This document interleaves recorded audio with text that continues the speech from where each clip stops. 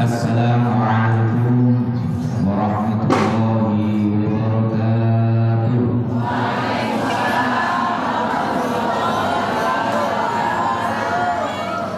Bismillahirrahmanirrahim.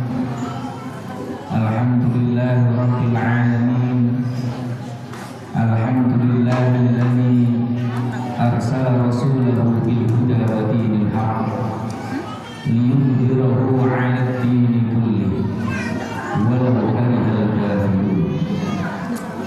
Allahumma shalli wa sallim wa barik 'ala sayyidina wa habibina qurrati 'ayunina Muhammadin sallallahu alaihi wasallam wa 'ala alihi wa sahbihi wa man tabi'ahum bi ihsan ila yaumiddin. Amma ba'd. Qala rabbi shrah li sadri wa yassir li amri wahlul 'uqdatam min lisani yafqahu qawli. Hadratal muhtaramin, para hadirin jamaah, ibu-ibu, khususnya sahabat kami Ketua DKM Falafel Hadi Bapak Ustaz Hidayat, sahabat kami Bapak Ustaz Hamdi, sesepuh kita RW 18 Ibu Raja Nana,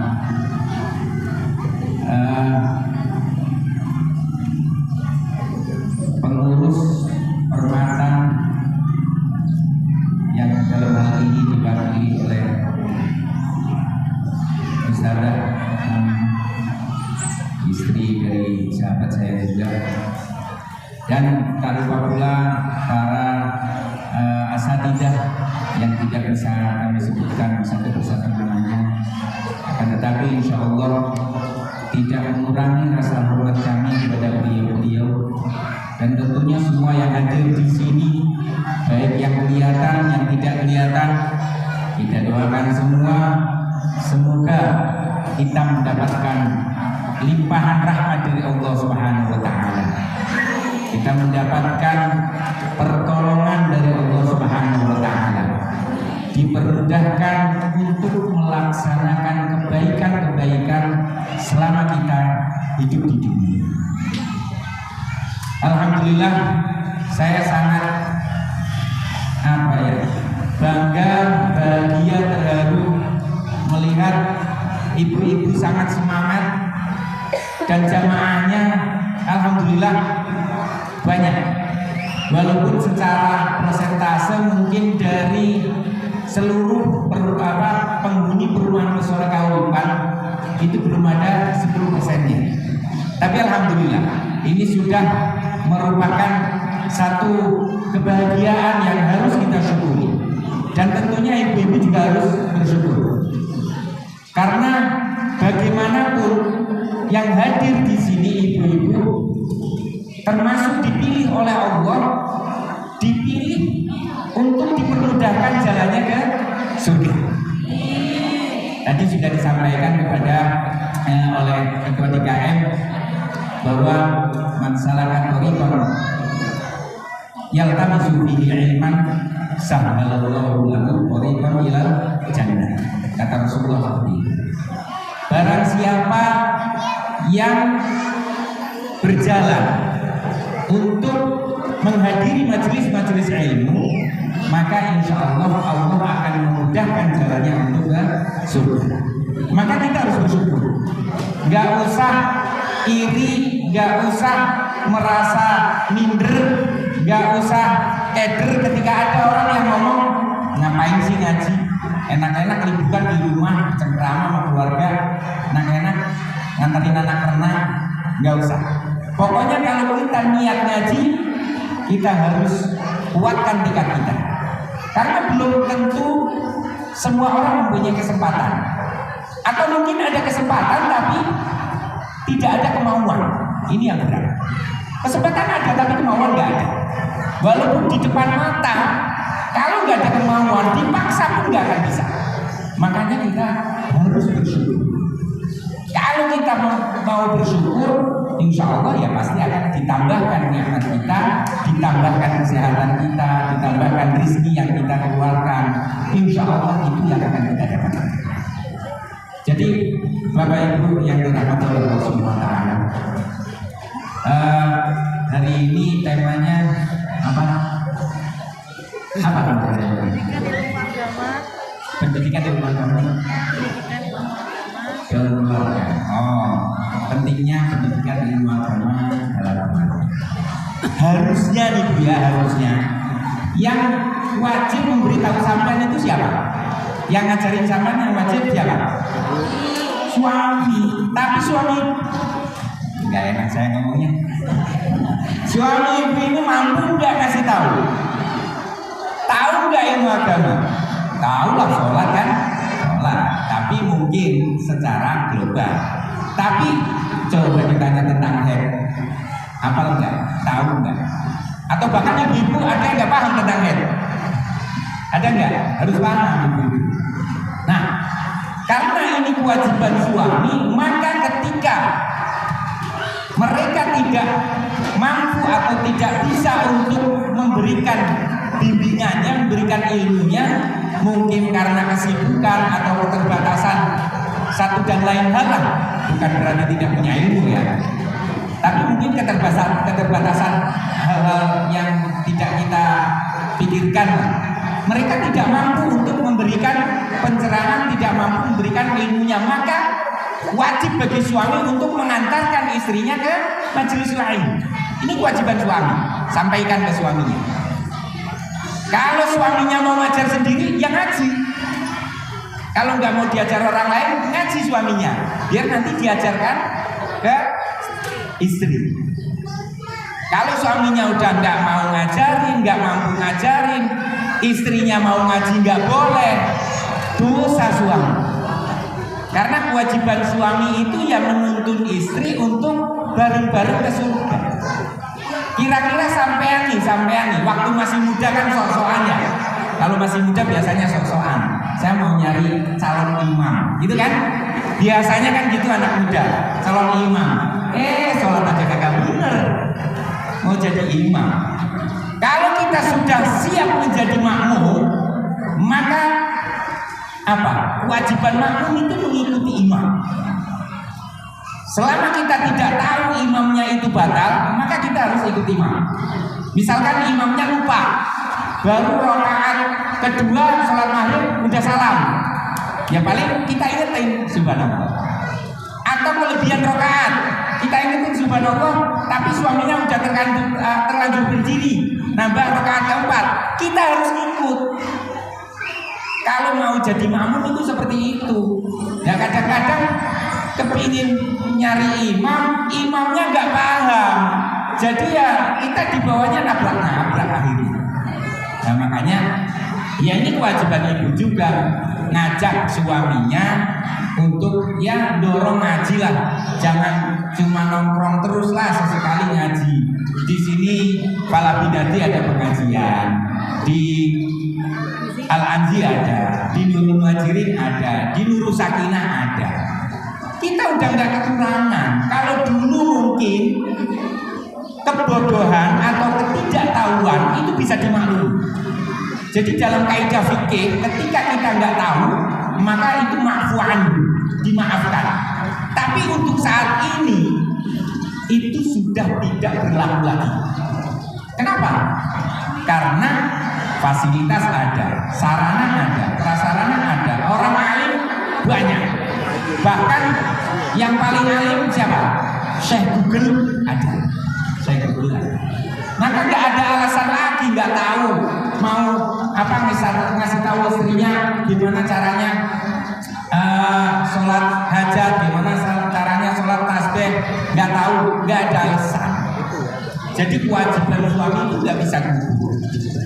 Nah, makanya ya turunlah suaminya untuk ikut ngaji. Ibu-ibu itu lumayan, ada 300 atau 500 ini ya, ada ya kira-kira segitu.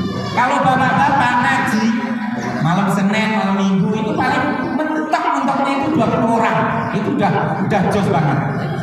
Kemana aja yang lain? Ya kita memaklumi karena mungkin orang datang dari daerah ke sini niatnya mungkin untuk nyari maisha, nyari rezeki.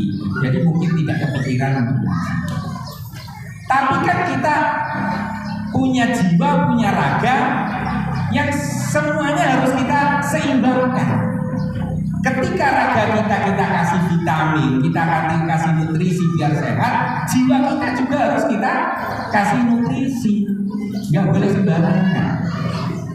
Karena kalau suami kita tidak ngajarin istrinya untuk ngaji, untuk tahu ilmu agama, bagaimana istri itu akan ngajarin anaknya? Ya enggak? Coba kalau ibu-ibu diserahin anak untuk ngajarin, suaminya nggak mau, udah lepas tangan, pokoknya saya urusannya kerja, saya nyari duit, ngurusin anak, ngajarin anak itu urusan sampean. Gimana?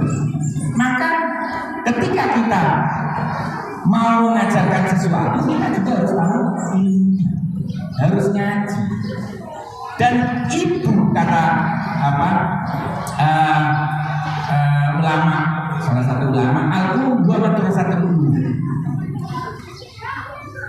Ibu adalah madrasah atau sekolah pertama bagi setiap manusia. Begitu kita lahir, bahkan sebelum kita lahir, saat kita di kandungan, kita sudah dididik oleh ibu kita. Diajak ngobrol, dibacakan Al-Quran, dibacakan dzikir, dibacakan selawat. Kira-kira ibu begitu gak? Waktu hamil Bu. Ibu, waktu hamil kira-kira masih ingat bacain Quran jabang bayi enggak? Selawatan untuk jabang bayi?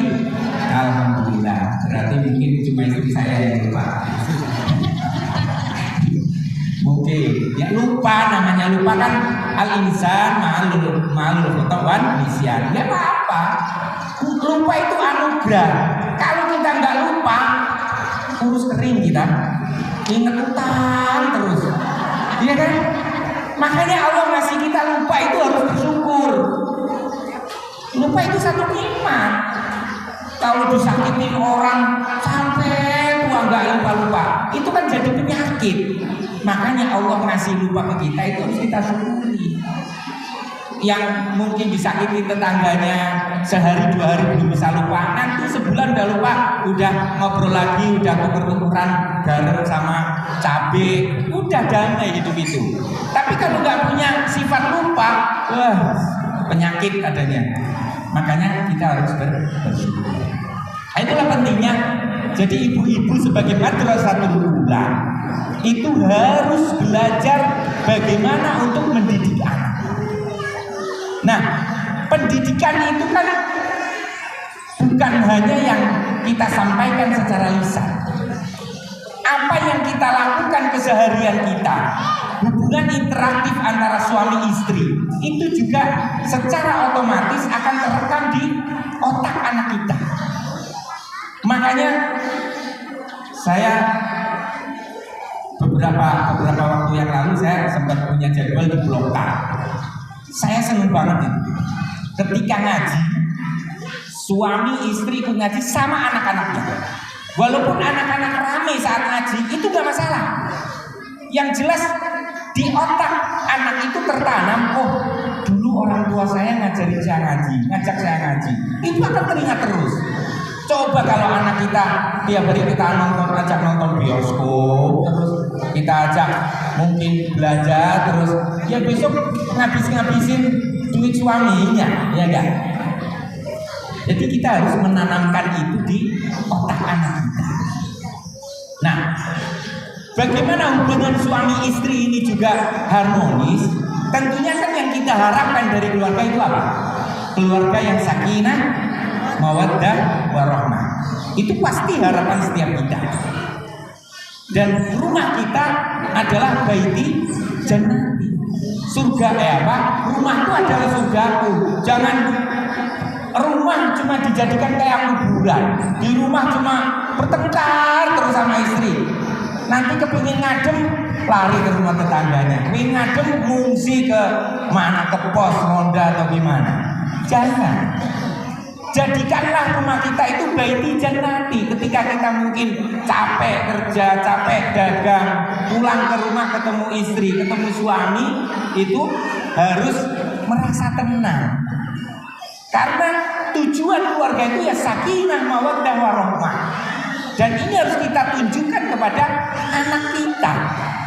Biar di otak anak kita itu sudah tertanam, oh bapakku seperti ini, ibuku seperti ini. Jangan di depan anak kita cecok, nanti ya itu yang terekam, itu yang akan dipraktekkan. Maka kalau ada anak-anak yang brutal di luar, ada anak-anak yang gak bisa diomongin di luar, ya jangan-jangan orang tuanya yang nyontohin. Jangan salahkan anak. Anak bagaimanapun itu fotokopi orang tuanya, nggak bisa dibantah. Kalau anaknya nakal, coba apa? Teliti lagi, bapaknya dulu gimana, emaknya dulu gimana, kesehariannya itu gimana. Karena itu yang terekam di otak anak. Secara otomatis itu akan nurun kayak gen. Maka kita harus hati-hati. Walaupun mungkin misal lagi marahan sama suami, jangan ditampakkan di depan anaknya. Nanti itu pendidikan yang harus kita sampaikan. Bagaimana kita bisa mendidik anak, menjadikan anak, karena tidak ada kalau kita mempersiapkan ibu ini untuk menjadi seorang pendidik, maka akan menghasilkan jailan thayyibah, menghasilkan generasi yang unggul, generasi yang baik. Lah kalau orang tuanya kerjaannya cecok mulu, kerjaannya mungkin ada yang suaminya ngeslot mulu, nah itu anaknya juga nanti akan seperti itu. Jadi kita harus belajar.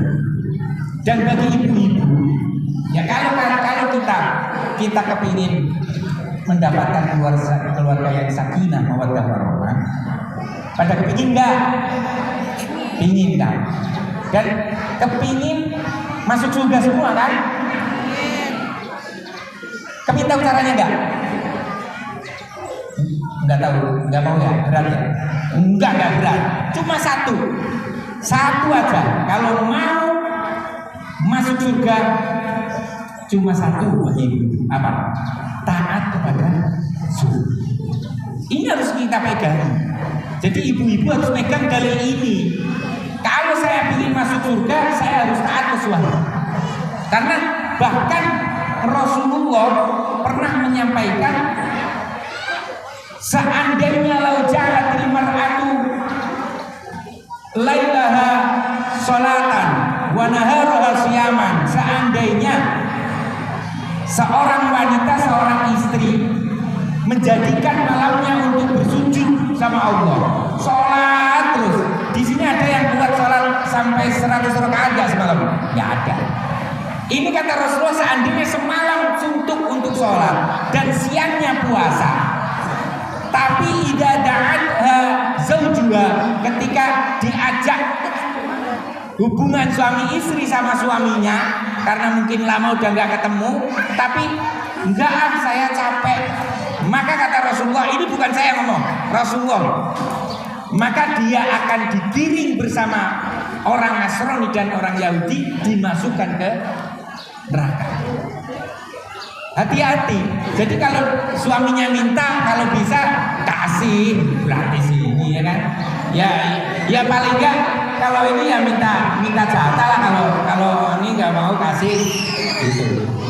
Nah, jadi yang harus kita pegang itu. Bahkan Sayyidah Aisyah, ini saya ngomong seperti ini bukan Rasulullah sebagai laki-laki ya. Sekarang Sayyidah Aisyah sebagai perempuan mewakili perempuan itu pun menyampaikan, lau alimat imra'atu, seandainya para perempuan tahu hak-hak suami atasnya, maka la ja'alat ahadun minhunna, maka seorang di antara mereka, maksudnya perempuan-perempuan itu, akan mengelap sepatu suaminya yang penuh debu itu dengan mukanya.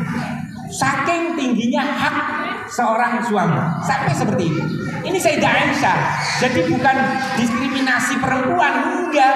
Wong yang bilang Sayyidah Aisyah, ya enggak. Saking hak suami yang harus diikuti. Maka kalau ibu-ibu mau masuk surga, satu saja, taat kepada suami, titik. Tapi yang harus dijadikan pegangan, la ta'ata li makhluqin fi ma'siyatil khaliq. Tidak ada ketaatan kepada makhluk. Makhluk itu kan ya termasuk suami, itu juga makhluk. Fi ma'siyatil khaliq. Dalam bermaksiat kepada Sang Pencipta. Misalkan suami kita nyuruh kita nyolong atau nyuruh kita nggak sholat, udah nggak usah sholat, ngapain sholat itu kan maksiat kepada Allah. Maka hal yang seperti ini tidak boleh kita tutupi. Itu. Jadi kita wajib taat kepada suami, istri itu wajib taat kepada suami, tapi dengan catatan selama itu tidak berupa maksiat atau penentangan kepada Allah Subhanahu wa taala. Bangun. Wajib ikut suami selama itu bukan maksiat, selama itu bukan apa yang melanggar norma agama dan sebagainya. Pokoknya yang tidak apa istilahnya menyalahi aturan harus kita taat. Tapi kalau itu menyalahi aturan, menyalahi hukum agama, kita tidak boleh ikut, tidak boleh taat kepada suami. Itu. Tapi bagi suami juga jangan mengandalkan itu. Ente harus taat kepada saya. Kalau enggak masuk neraka. Enggak boleh gitu. Kasih tahu suaminya. Suaminya itu pun harus mempunyai kasih sayang kepada istrinya. Bahkan kesabaran suami terhadap istri ini bisa menyebabkan derajatnya diangkat di sisi Allah.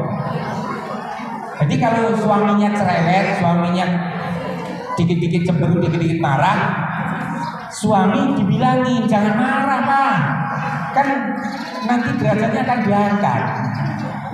Bahkan ada kisah suatu ketika, ini saya udah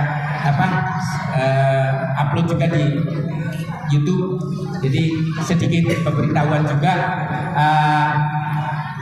Fala bin Hadi ada baru bikin YouTube officialnya tadi, Pak Nasrul dan kawan-kawan. Tolong kalau yang punya YouTube biar bisa di subscribe apa ya? Subscribe biar banyak yang ininya. Kopi Santri Official. Ada beberapa yang sudah upload, tapi memang karena belum bisa live, jadi beberapa yang panjang-panjang pun belum bisa kita upload. Mohon bisa di subscribe bantuannya biar banyak. Alansi juga ada kayaknya. Alansi ada juga, ada jalan. Jadi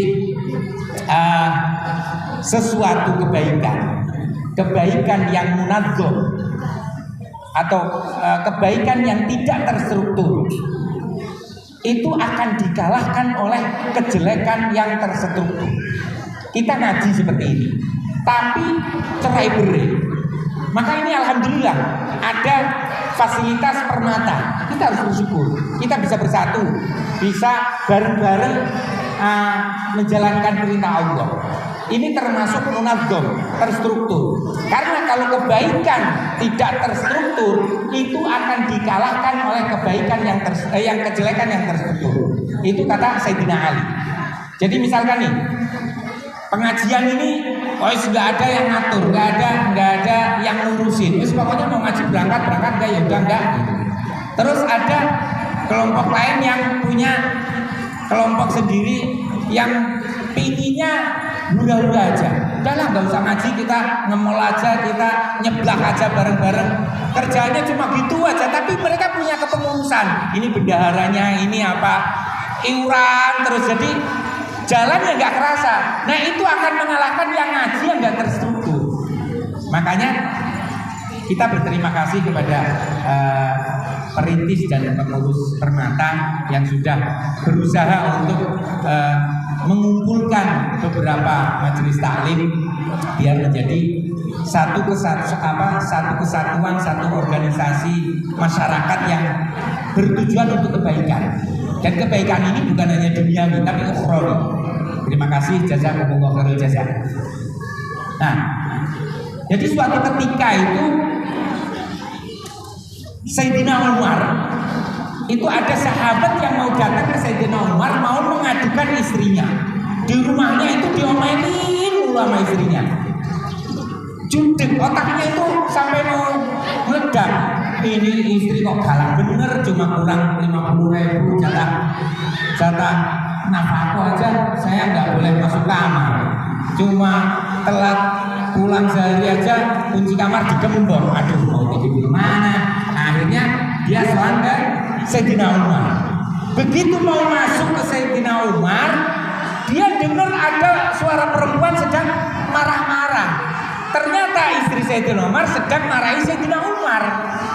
Sayyidina Umar seorang yang gagah berani, yang bahkan musuh 1.000 orang pun nggak bakalan mundur. Ketika dimarahin istrinya cuma iya gitu aja. Maka wajar lah kalau ada cowok bapak-bapak di luar seolah-olah kalau ada yang bening-bening kayak iya sampai rumah udah nggak berani apa-apa, udah santai aja bu, paling cuma obrol di luar biasa obrol, tapi kalau sampai rumah kekuasaan penuh permaisuri lah, udah nggak bisa dibantah lagi. Nah setelah itu dia mau masuk maju mundur ragu iya apa enggak. Akhirnya udahlah, ya nggak enak Sayyidina Umar aja dimarahin, pulanglah. Setelah dia pulang nggak pamitan, Sayyidina Umar keluar. Fulan sini. Iya Sayyidina Umar. Ada apa kamu mau kesini? Enggak. Udah ngomong aja. Aku Sayyidina Umar. Saya tadi mau curhat sebenarnya. Istri saya galak banget. Saya di rumah dimarahin. Tapi sampai ke sini malah dipertontonkan sampean dimarahin, dimaki-maki habis sama istrinya.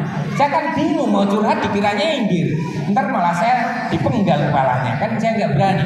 Oh gitu ya udah. Jadi gini. Istri kita itu sudah masakin kita, udah nyuciin baju kita, udah ngerawat anak-anak kita, udah menyediakan semua yang kita butuhkan di rumah. Sementara itu bukan kewajibannya. Kewajiban ibu nyuci baju istri enggak? Baju suami? Enggak kan? Ngasuh anak bukan kewajiban. Kalau sampean minta bayaran boleh. Boleh. Suaminya enggak tahu kalau gini, harus dikasih tahu biar tambah jatahnya, ya kan? Jadi ini bukan kewajiban istri. Masak bukan kewajiban istri, nyuci bukan. Mumpung nggak ada bapak-bapak, saya CS sama ibu-ibu ya kan. Iya, kalau ada bapak-bapak saya nggak berani ngomongnya lain lagi gitu. Nah ini kewajiban suami. Kalau suami nggak mampu nyuciin bajunya, kalau suami nggak mampu masakin istrinya, cari pembantu suruh masakin. Istri mah harus ongkang-ongkang harusnya. Makanya bersyukur punya istri orang Jawa, orang Sunda, orang Indonesia lah. Coba kalau di Saudi, di Mesir, di negara-negara Arab, ya seperti itu. Karena bukan kewajiban mereka, bukan kewajiban mereka. Makanya ketika mau nikah sama orang Arab nih, itu tawar-menawarnya berapa yang mau dikasihkan, vilanya di mana, mas kawinnya berapa, itu semua di total bisa ratusan juta. Itu cuma buat seserahan, belum nanti pestanya, belum nanti yang lainnya. Saya punya teman orang Banten itu nikah sama orang Mesir, itu sampai jual rumah, jual kebun, saking cintanya itu sampai seperti itu. Kalau ibu-ibu dulu apa? Saya sama istri saya cuma cincin berapa? 1 gram kali ya? 2 gram ya, alhamdulillah masih ingat. Cuma itu aja udah mau, alhamdulillah. Coba kalau yang lain. Makanya suami harus bersyukur, bilangin itu suaminya biar ditambah jatahnya bu, nanti bagi-bagi tapi ya 10% ya. Nah setelah seperti itu, jadi sampean harus sabar, dimarahin istri itu sabar. Sampean kewajibannya juga banyak yang nggak ditunaikan. Jadi suami itu kalau kewajibannya nggak ditunaikan juga dolim, juga dosa sebenarnya. Makanya ya kita saling ngerti lah. Mungkin istri nggak begitu taat banget ya nggak apa-apa lah, uang kewajiban sampean juga nggak semuanya dikasih gitu kan. Jadi bisa nego lah dikit-dikit gitu ya, nggak apa-apa. Yang penting ada keharmonisan daripada nggak pernah bercanda sama suaminya, cemberut aja ngomongnya, kalau serius aja utangnya udah meter nih, udah mau tanggalnya, itu aja yang dibahas. Ya nggak bahagia hidupnya. Ya kadang-kadang nggak apa-apa lah canda-candaan gitu. Kewajibanmu sama harus ditunaikan loh, ini apa pokoknya. Nah harus gitu. Nanti suaminya sampean harus taat. Ya, pokoknya gimana caranya biar hubungan itu bisa harmonis. Jadi anak-anak kita yang lihat juga senang. Anak-anak kita yang lihat itu nanti ketika sudah dewasa, hubungan ayah ibuku itu gini. Jadi keluarga yang harmonis, yang apa istilahnya ideal itu seperti ini. Tanpa kita harus ajarkan secara verbal mungkin. Kita nggak ngajarin kitab gini, tapi keseharian kita sudah menjadi contoh untuk anak-anak kita. Gitu ya. Udah lama ya? Udah jam 12. Jangan lama-lama kata istri, udah kangen sama saya. Dari pagi belum ketemu, wajar lah. Jadi mohon maaf mungkin nggak bisa lama-lama. Saya takut kalau sama istri memang. Jadi saya nggak berani bantah apa yang dibilang istri. Mohon maaf, mungkin itu saja yang bisa saya sampaikan. Semoga bermanfaat. Semoga kita bisa bukan hanya dikumpulkan di dunia saja, tapi insya Allah semoga di akhirat kelak kita bisa berkumpul bersama baginda Rasulullah Sallallahu Alaihi Wasallam. La ilaha illallah. Al-Fatihah. A'udzu billahi minasyaitonir